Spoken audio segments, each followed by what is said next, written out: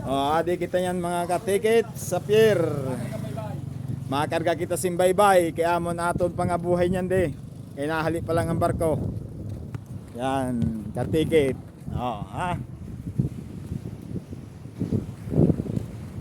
Malumlum yan ang panahon ta katikit. Pero may biyahe kita. Mauran lang. Kag madampog katikit. Adaan nagkakurwa nato na baybay. Mga katikit. Ada si sa truck ikakarga daw ini na baybay.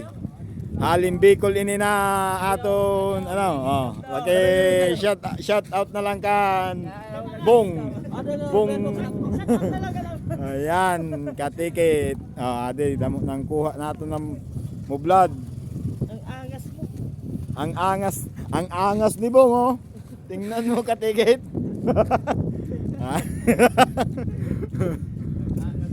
Adi po ang mga nagkakurwa ta na baybay.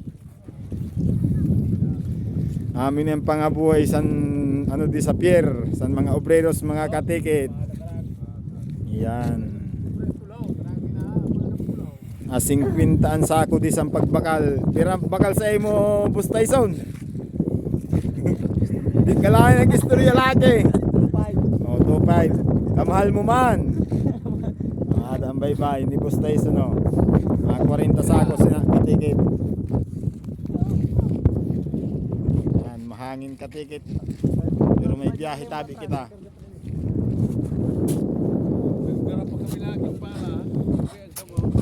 May pala. Adaan aton bago na marilo. Pira-pira mabiyahe na. Karga na didian. Anbas, diretso na pa kadi sa Tikaw. Mga katikit.